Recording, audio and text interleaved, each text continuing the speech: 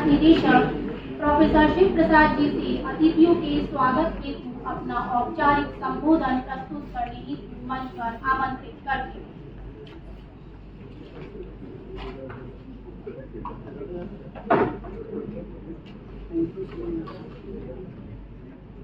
परम सम्माननीय गुरु प्रोफेसर सुरेश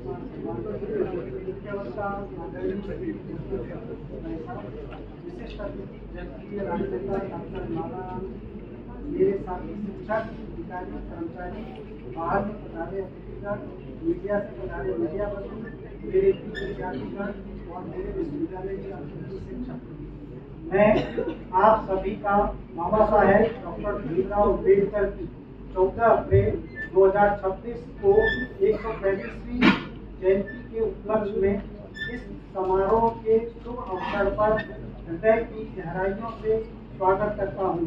यह हमारे लिए गर्व और प्रसन्नता का क्षण है कि आप सभी ने अपने अमूल्य समय में से कुछ पल निकालकर इस 135वीं अम्बेडकर जयंती समारोह में भाग लेने का निर्णय लिया और अपनी उपस्थिति से इस कार्यक्रम को और भी गरिमामय बनाया। 14 अप्रैल को बाबा साहेब भीमराव अम्बेडकर जी की जयंती जो कि 135वीं है, देश भर में भीमराव अम्बेडकर जयंती, भीम जयंती, अम्बेडकर स्मृति दिवस, समानता दिवस के रूप में मनाई गई। डॉक्टर अम्बेडकर एक प्रसिद्ध राजनीतिक नेता, दार्शनिक लेखक, अर्थशास्त्री, न्यायविद, बहुभाषाविद और एक समाज सुधारक थे, जिन्होंने भारत में छुआछूत और सामाजिक उन्मूलन के लिए अपना जीवन समर्पित किया। 14 अप्रैल 1891 में मध्य प्रदेश के महू में जन्मे अम्बेडकर जी, पहले अम्बेडकर जी उनका नाम था, जिसे बाद में उनके शिक्षक ने अम्बेडकर जी के नाम से संबोधित किया।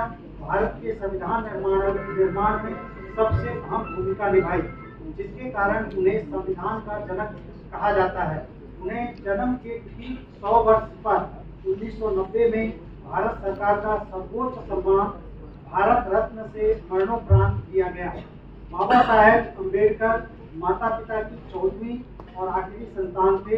दुनिया के पहले और एकमात्र सत्याग्रही थे जिन्होंने पानी के लिए सत्याग्रह किया।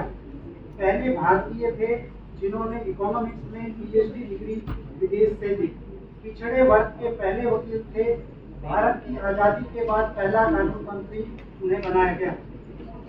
मैं मुख्य वक्ता हमारे आदरणीय श्री जसवंत जी भाई साहब का भी जो क्षेत्र कार्यवाहक राष्ट्रीय स्वयंसेवक संघ है, जो 3 अक्टूबर 1965 को रतनगढ़ में जन्मे हैं और मुख्य अभियंता PWD से सेवानिवृत्त, सही मायने में ईमानदारी, कर्तव्य निष्ठा, सामाजिक सहयोग, कर्मशीलता एवं नवाचार के जीवंत उदाहरण हैं।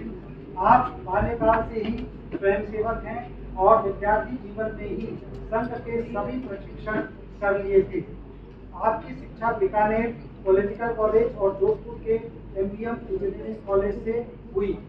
आपने सहायक अभियंता से अपनी सेवा की यात्रा प्रारंभ कर मुख्य अभियंता तक पहुंचे और 1 अक्टूबर 2025 को में स्वैच्छिक सेवानिवृत्ति ली। सर का जो सेवानिवृत्ति थी वो 31 अक्टूबर 2025 थी, लेकिन जो विजयादशमी और संघ के कार्यक्रमों के कारण से सर ने 1 महीने पहले से सेवानिवृत्ति ले ली।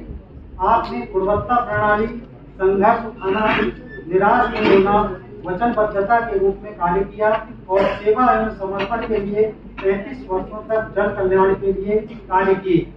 आपकी सगुनी यात्रा अकाउंटेबिलिटी टूर, सड़क गुणवत्ता निरीक्षण यात्रा इंडिया बुक ऑफ रिकॉर्ड में दर्ज हुई है। आपका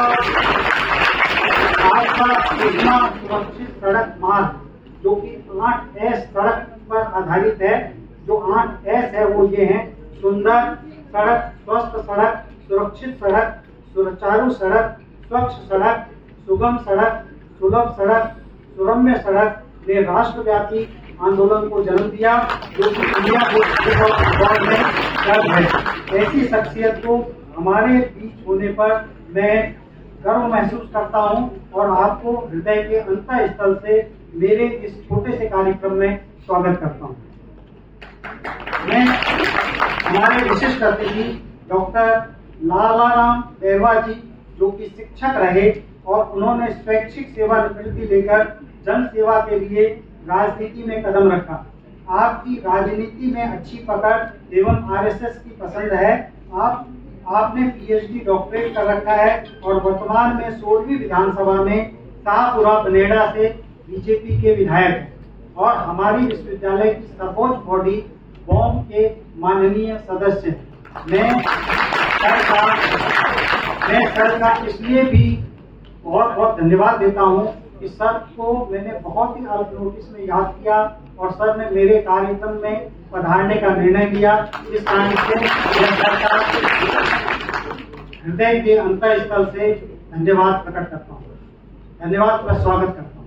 मैं हमारे कुलगुरु और मार्गदर्शक प्रोफेसर सुरेश कुमार अग्रवाल जी का हार्दिक अभिनंदन करता हूं, जिनकी बारीकियों से निरीक्षण और समय समय पर प्रेरणा देना एक सराहनीय कदम है, जिससे यह कार्यक्रम आज आप जिस मुकाम तक देख रहे हैं वो पहुंचा है। आपका 36 साल का एक्सीलेंट टीचिंग एक्सपीरियंस है, जिसमें से 14 वर्षों का आपको प्रोफेसरशिप का अनुभव है। आपने स्टेट यूनिवर्सिटी के साथ साथ सेंट्रल यूनिवर्सिटी में भी कार्य किया है। आपका शोध भी अग्रणी स्तर का है और रिसर्च प्रोजेक्ट यूजीसी सीएसआईआर के समेत और भी बहुत सारी उच्च स्तर की समितियों में भी आपकी सहभागिता रही है। यहाँ भी तरह तरह के नवाचार सर कर रहे हैं, जिससे मेरे को लगता है विश्वविद्यालय गुणवत्ता के शिखर पर पहुंचेगा।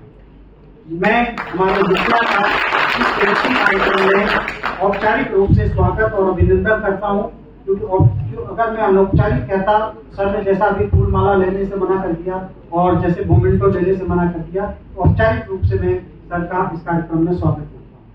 मैं सभी शिक्षकों, बाहर से पधारे अधिकारियों, कर्मचारियों, मीडिया बंधुओं, अतिथि शिक्षकों एवं विद्यार्थियों का भी स्वागत करता हूँ। हमने अम्बेडकर जयंती, ये बताना मेरा कर्तव्य है कि हम हर वर्ष की भांति इस वर्ष भी 3 दिवसीय कार्यक्रम किया, जिसमें 7 अप्रैल 2026 को निबंध प्रतियोगिता का आयोजन किया। आधुनिक भारत के लिए बाबा साहब के विचार, इसका टॉपिक था। 8 अप्रैल 2026 को हमने वाद विवाद प्रतियोगिता की, उसका टॉपिक था क्या आज का भारत डॉक्टर अम्बेडकर के सपनों को पूरा कर पाया है। और 9 अप्रैल 2026 को पोस्टर प्रतियोगिता, जिसका विषय था समानता, न्याय एवं स्वतंत्रता, अम्बेडकर का सपना पर आयोजित हुई, जिसके पुरस्कार वितरण माननीय अतिथियों द्वारा इस कार्यक्रम के अंत में दिए जाएंगे। और मैं बाबा साहब भीमराव अम्बेडकर के इस कथन से अपनी वाणी को विराम देता हूँ। धर्म मनुष्य के लिए है, न कि मनुष्य धर्म के लिए है। मैं ऐसे धर्म को मानता हूँ जो स्वतंत्रता, समानता और भाईचारा सिखाता है। जय हिंद, जय भीम।